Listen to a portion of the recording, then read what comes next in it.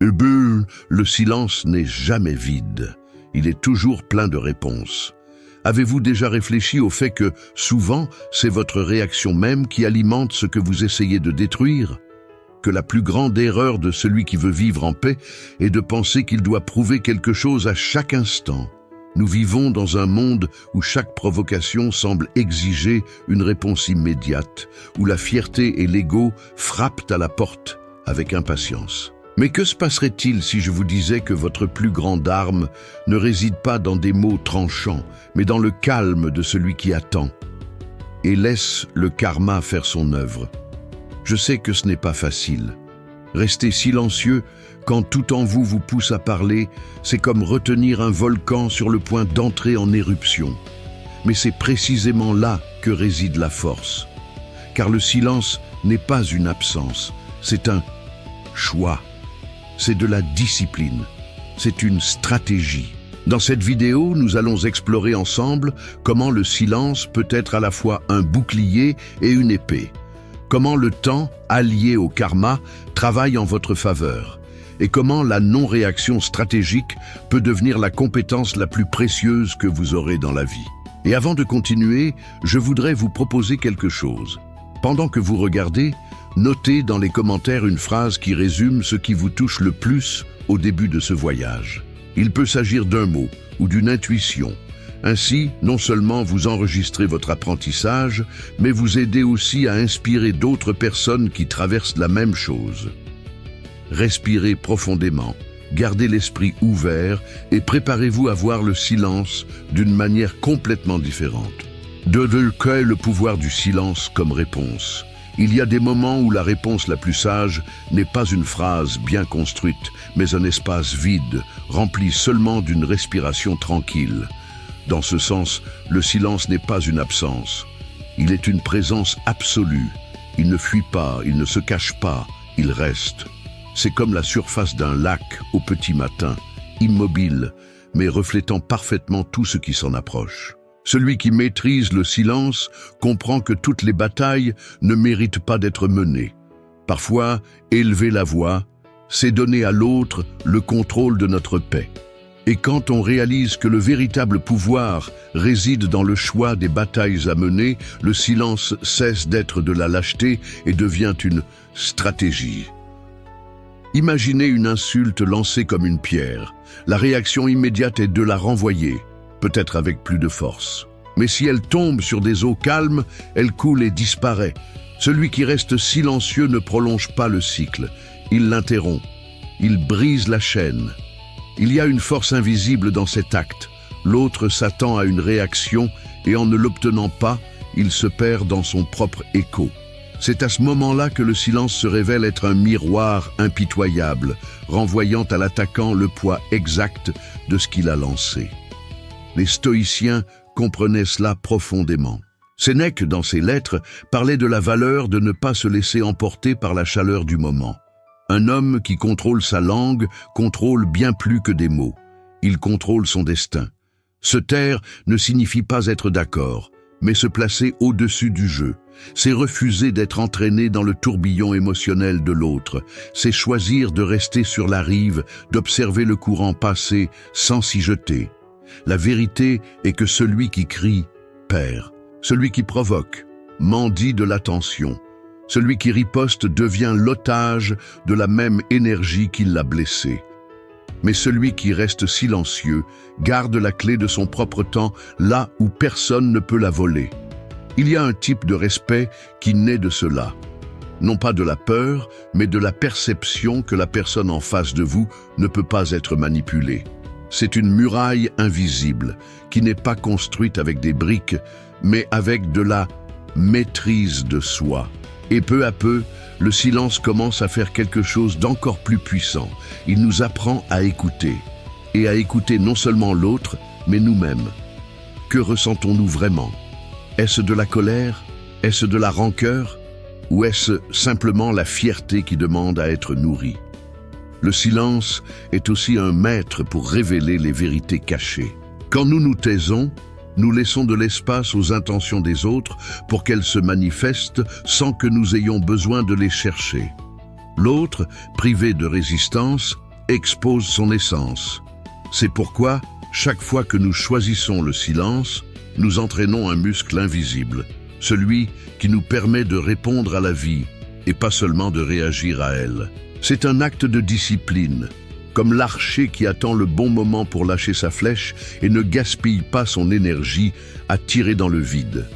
Mais bien sûr, il y a un détail subtil que peu de gens perçoivent.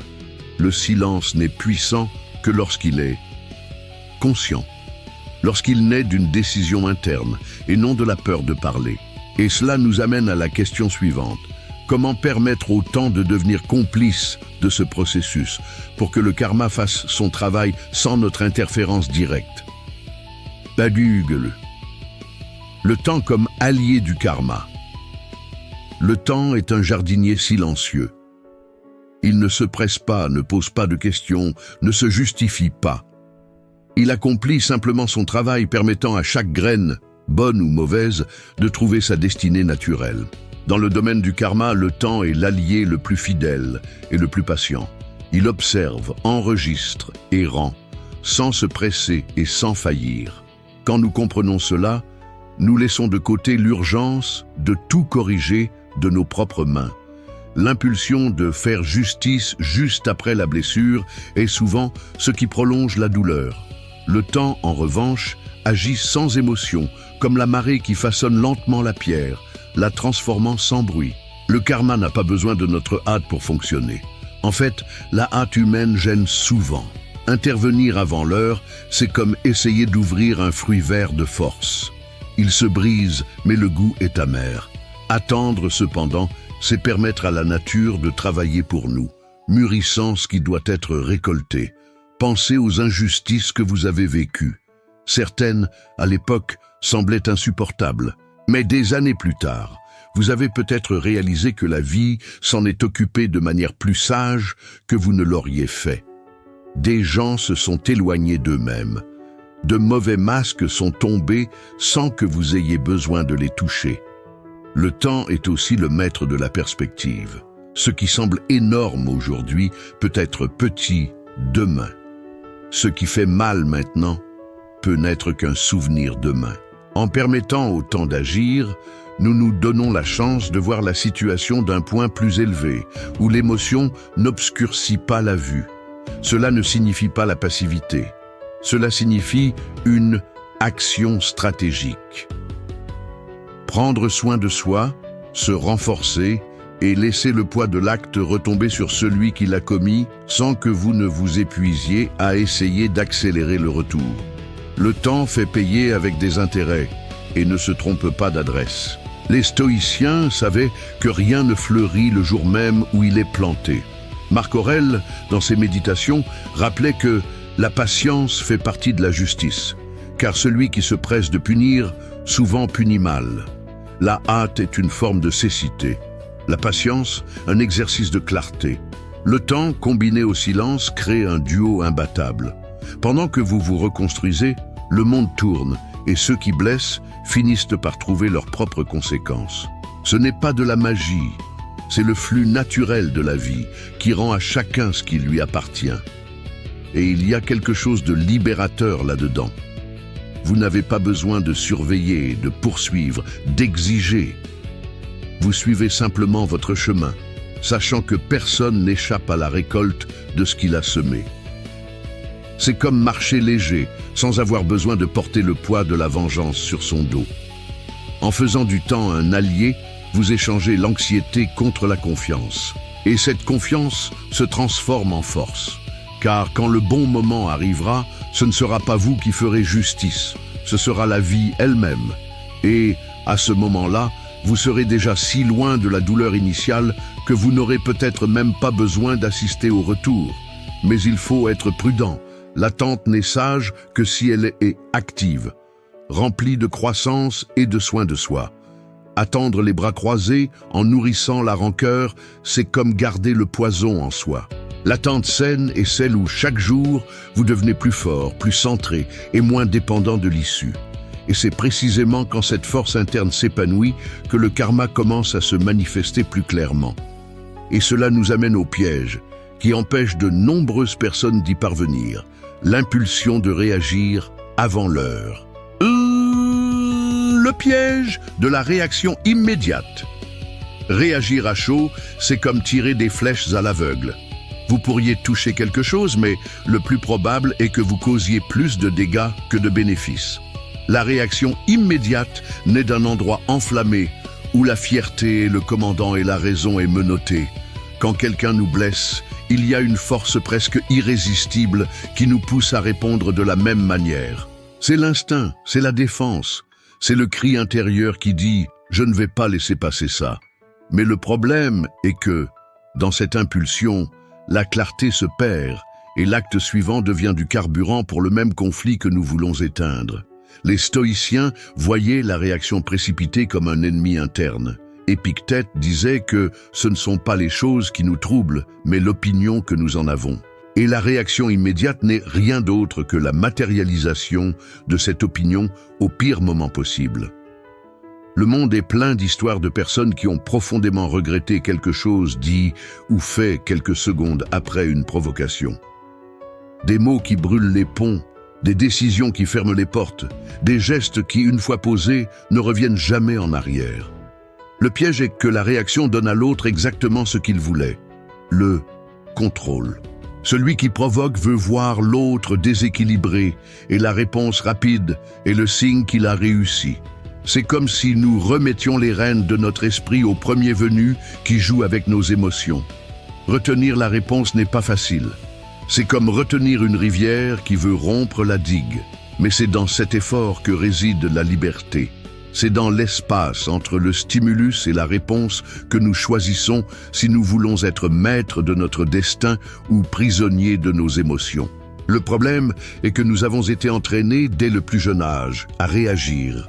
La culture de la réponse au tac est vendue comme de l'intelligence, alors qu'en réalité, c'est souvent juste de la précipitation déguisée en agilité. La sagesse, au contraire, réside dans la pause. Quand nous retardons la réaction, nous gagnons du temps pour observer la scène de l'extérieur, comme si nous étions des spectateurs.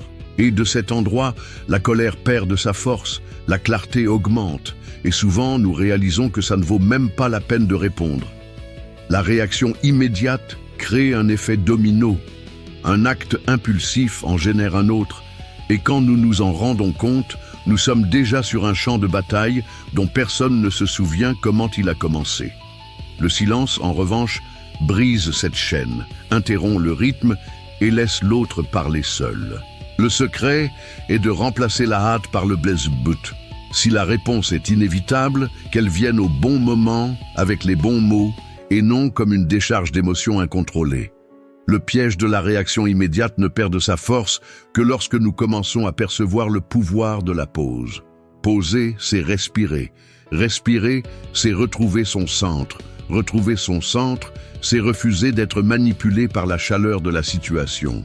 Et une fois que nous avons appris à échapper à ce piège, nous entrons dans un territoire encore plus puissant, celui d'utiliser le silence non seulement comme défense, mais comme instrument de respect et d'autorité.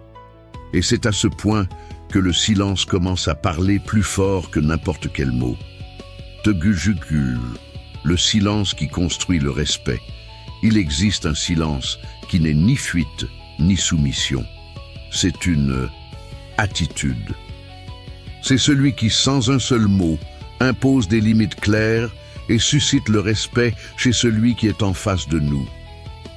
Ce n'est pas le silence de la peur, mais le silence de celui qui sait exactement qui il est et n'a pas besoin de prouver quoi que ce soit. Quand quelqu'un choisit de ne pas réagir, beaucoup pensent que c'est une faiblesse. Mais en réalité, il faut plus de force pour se taire que pour lancer la première réponse. Parler est facile. Rester immobile alors que l'impulsion crie à l'intérieur est l'œuvre de la discipline et de la maîtrise de soi. Le respect naît lorsque l'autre se rend compte qu'il ne peut pas vous manipuler avec des provocations. C'est comme essayer de pousser une muraille. La force se perd et l'agresseur se fatigue avant même de causer le moindre dommage. Pensez aux leaders silencieux que vous avez rencontrés.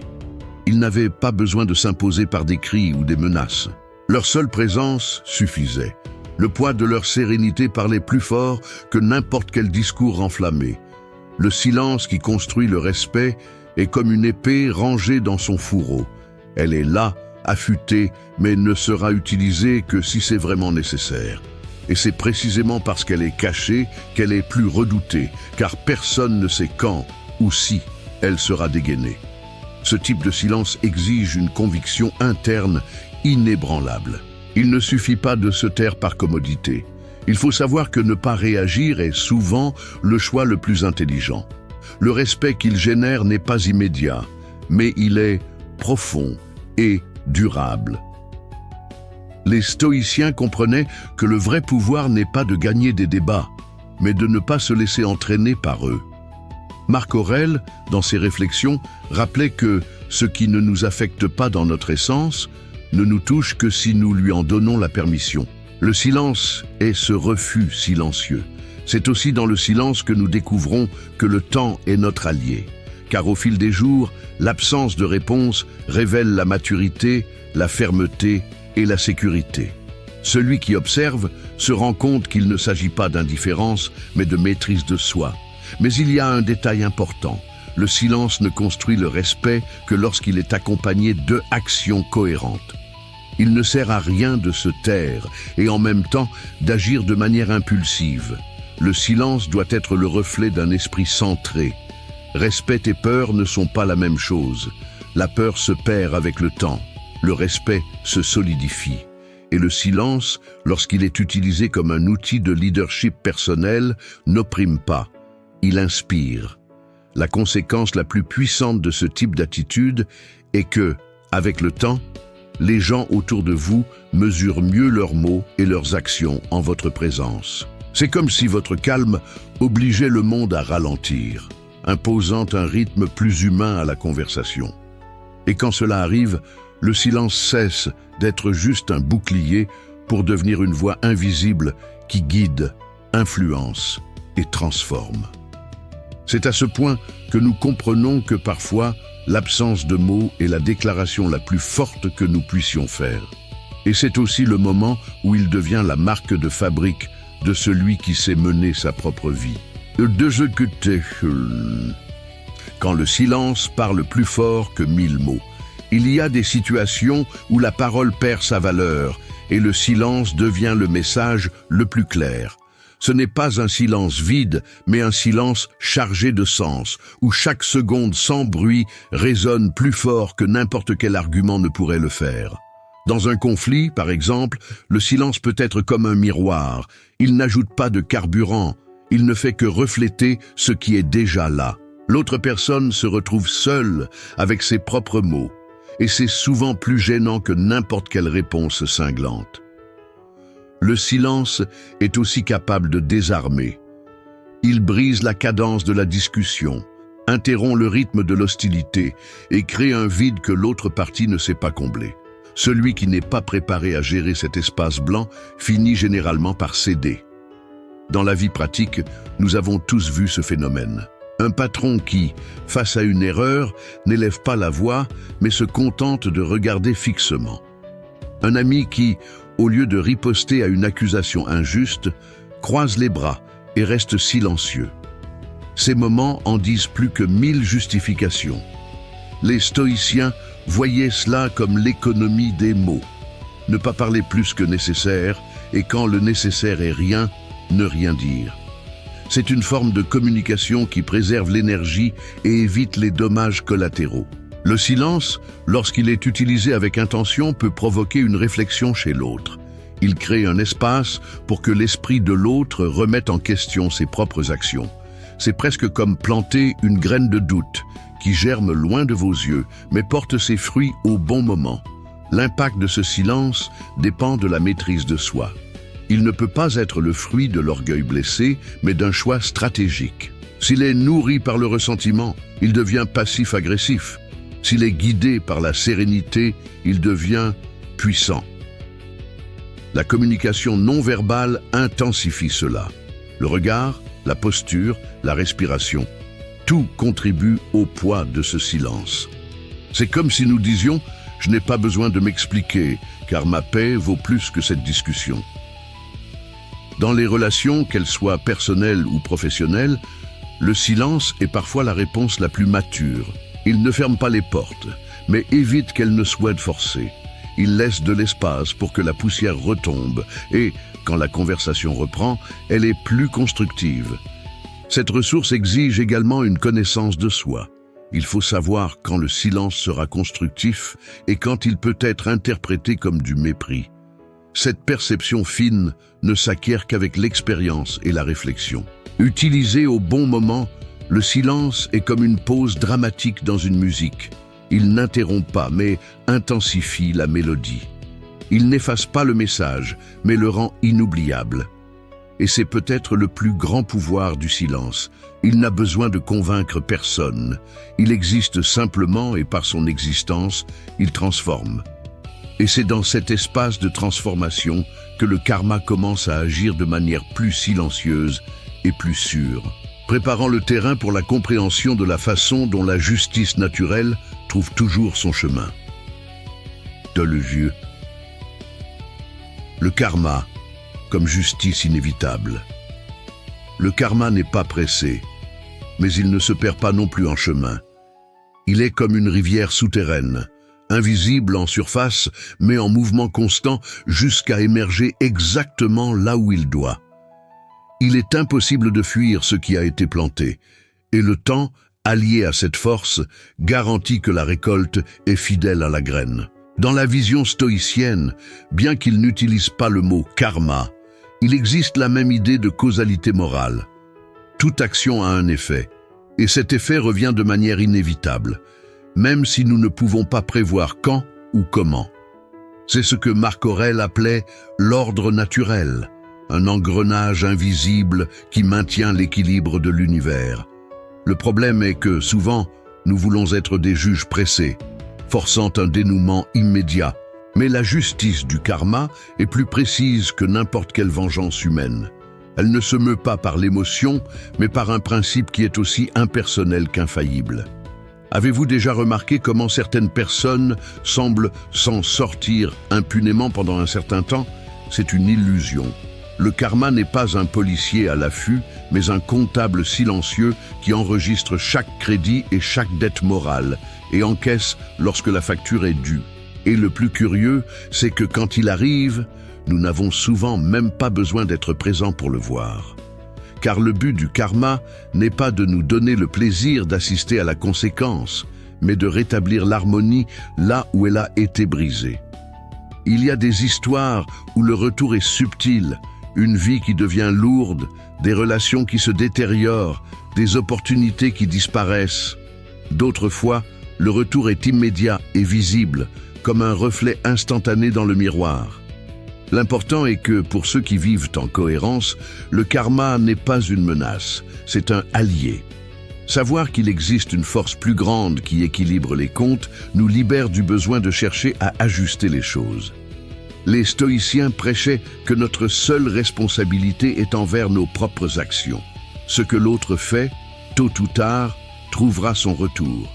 Notre énergie doit être dirigée vers ce que nous pouvons contrôler, notre caractère, notre conduite, notre silence. Et le silence, combiné à la confiance dans le karma, se transforme en une sorte d'armure invisible. Nous n'avons pas besoin de prouver quoi que ce soit, ni de répondre aux provocations, car nous savons que la vie se charge de remettre chaque pièce à sa place. Cette vision n'élimine pas la douleur d'une injustice, mais donne un sens à l'attente. Elle nous rappelle que la patience n'est pas de la passivité, mais une confiance active. C'est continuer à bien vivre pendant que l'univers travaille en coulisses. Le karma, inévitable comme l'aube, est aussi un professeur. Il nous montre que, si nous n'aimons pas ce que nous récoltons, c'est le signe que nous devons changer ce que nous plantons.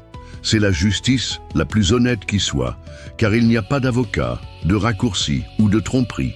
Et quand nous comprenons cette loi silencieuse, nous réalisons que le vrai pouvoir n'est pas de contrôler le retour des autres, mais de garantir que notre propre retour soit fait de paix, de liberté et de force. Ce qui nous amène à comprendre comment transformer le silence en un pouvoir personnel inébranlable. Transformer le silence en pouvoir personnel.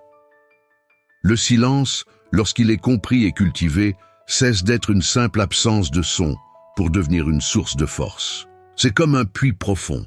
Plus vous descendez, plus vous trouvez d'eau.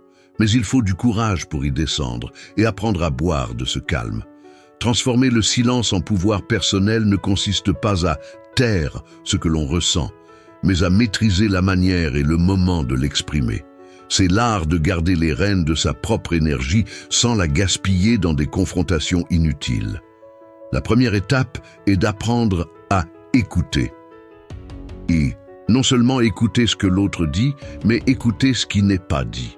Les mots sont comme la surface d'un lac. Le silence révèle les courants qui courent au fond. Et quand vous percevez ces courants, vous ne réagissez pas au bruit, mais à l'essence de la situation. La deuxième étape est de cultiver la pause. Avant de répondre à quelque chose qui touche vos émotions, accordez-vous le temps de respirer, de compter jusqu'à 10, ou même de quitter la pièce pendant quelques minutes. Cette petite distance temporelle est ce qui transforme les impulsions en choix conscients. Une autre habitude puissante est d'observer plus que de parler. Les personnes qui parlent peu, mais parlent avec précision, ont un poids particulier dans leurs mots.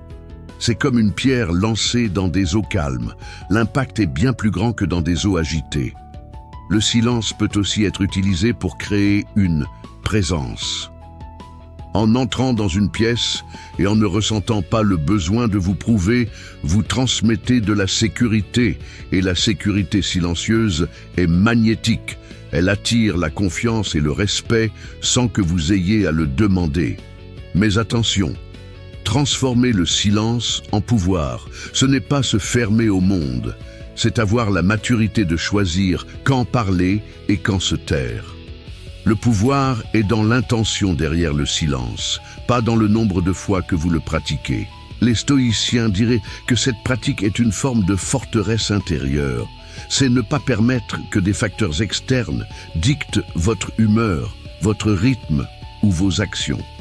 Quand vous maîtrisez le silence, vous devenez inaccessible aux provocations superficielles. Au quotidien, cette compétence se traduit par des décisions plus intelligentes, moins de regrets et des relations plus équilibrées. Vous ne gaspillez pas d'énergie dans de petites disputes, et de ce fait, vous avez plus de force pour affronter les grands défis. Peu à peu, le silence cesse d'être une simple habitude pour devenir une partie de votre identité. Les gens commencent à le reconnaître comme un de vos traits de caractère, et cela change la façon dont ils se rapportent à vous. Ce pouvoir silencieux n'est pas théâtral, il ne s'agit pas d'intimider. Il s'agit d'avoir une présence si solide que personne ne ressent le besoin de la tester. Il s'agit d'être si centré que rien d'extérieur ne peut détruire votre paix. Et, au final, cette transformation crée un cercle vertueux. Plus vous vous renforcez dans le silence, plus vous devenez libre. Et plus vous êtes libre, plus vous êtes capable d'appliquer la non-réaction stratégique comme votre plus grande arme, le sujet qui clôt tout notre parcours. La synthèse pratique, la non-réaction stratégique comme meilleure arme. La non-réaction stratégique est l'aboutissement de tout ce que nous avons exploré jusqu'à présent. C'est le point où le silence, le temps et la confiance dans le karma s'unissent pour former une attitude inébranlable face à la vie. C'est plus que se taire, c'est un acte conscient de préserver l'énergie, la dignité et la clarté. Quand vous choisissez de ne pas réagir, vous ne vous rendez pas, vous choisissez l'arène dans laquelle vous allez vous battre. Et souvent, la meilleure arène est celle où l'adversaire ne peut pas entrer. C'est le refus de jouer le jeu de l'autre. La non-réaction n'est pas pour les faibles. Au contraire, elle exige une discipline émotionnelle que peu de gens sont prêts à cultiver. Il est plus difficile de se contenir que d'attaquer. Il est plus coûteux de maintenir un regard calme que de lancer des mots tranchants. En pratique, elle fonctionne comme un filtre. Chaque provocation, chaque insulte, chaque injustice passe par un crible interne. Est-ce que cela mérite mon énergie? Est-ce que cela mérite mon temps? Est-ce que cela va me rapprocher de qui je veux être? La plupart du temps, la réponse est non. Les stoïciens savaient que la vie est trop courte pour la gaspiller dans de petites guerres, et que chaque fois que nous réagissons impulsivement, nous nous éloignons de ce qui compte vraiment. La non-réaction est donc une manière d'investir dans ce qui est essentiel. Cette attitude a un effet secondaire puissant. Elle désarme l'autre. Sans résistance, le conflit ne trouve pas de carburant. Sans carburant, il s'éteint. Et quand cela se produit, vous réalisez que la vraie victoire est de rester entier. Au quotidien, cela signifie que vous choisissez vos batailles avec une extrême prudence. Vous ne vous engagez pas dans des discussions vides. Vous ne vous épuisez pas à essayer de convaincre ceux qui ne veulent pas entendre. Vous ne vous perdez pas dans des luttes qui n'ont pas de valeur réelle. En appliquant la non-réaction stratégique, vous laissez également de l'espace au karma pour qu'il agisse. C'est comme s'écarter du chemin et laisser la vie faire son travail, sans interférence. Et pendant que le monde s'agite, vous gardez votre concentration. Vous utilisez l'énergie que vous avez économisée pour créer, apprendre, vous renforcer. Au final, vous réalisez que non seulement vous avez survécu à l'attaque, mais vous avez grandi à cause d'elle. Cette compétence change la façon dont les autres vous perçoivent. Vous cessez d'être prévisible, vous cessez d'être une cible facile. Vous devenez quelqu'un dont l'attitude inspire le respect et dont le calme intrigue ceux qui aimeraient vous déstabiliser. Au fond, la non-réaction stratégique est un acte de liberté. C'est déclarer à soi-même et au monde: rien de ce qui vient de l'extérieur ne déterminera qui je suis à l'intérieur. Et quand cette compréhension s'installe, vous réalisez qu'il n'y a pas d'arme plus puissante, car personne ne peut vous enlever la maîtrise de votre propre paix. Au final, tout ce dont nous avons parlé se résume à un choix. Dépensez votre énergie à essayer de contrôler ce qui est en dehors de vous, ou investir cette même énergie pour devenir inébranlable à l'intérieur. Le silence, le temps et le karma sont trois maîtres qui cheminent côte à côte. Celui qui apprend d'eux découvre qu'il n'a pas besoin de gagner toutes les batailles. Il lui suffit de ne pas se laisser entraîner dans des guerres qui n'en valent pas la peine. La non-réaction stratégique ne consiste pas à ignorer les problèmes. Il s'agit de choisir le terrain sur lequel vous gagnez, le terrain du calme, de la clarté et de la patience. C'est laisser le monde bouger pendant que vous restez ferme sur votre axe. Et voici une invitation. Avant de quitter cette vidéo, écrivez dans les commentaires la phrase « Ma paix n'est pas à vendre ». Cela marquera l'engagement que vous prenez aujourd'hui avec vous-même et montrera aussi à ceux qui viendront après qu'il existe ici une communauté de personnes déterminées à vivre de manière plus sage. Si ce contenu vous a touché, abonnez-vous à la chaîne, aimez cette vidéo et partagez-la avec quelqu'un qui a besoin d'entendre ça aujourd'hui. Et n'oubliez pas de cliquer sur le lien qui se trouve dans le premier commentaire épinglé. Vous y trouverez un e-book gratuit qui approfondira ce voyage quotidien de silence et de force intérieure. Si vous voulez aller encore plus loin, devenez membre de la chaîne. Ainsi, vous nous aidez à créer des contenus précieux comme celui-ci et vous recevez en plus des documents exclusifs pour renforcer votre pratique. Le silence est votre armure, le temps, votre allié, le karma, votre justice. Utilisez-les avec sagesse et personne ne pourra vous enlever ce qui compte vraiment.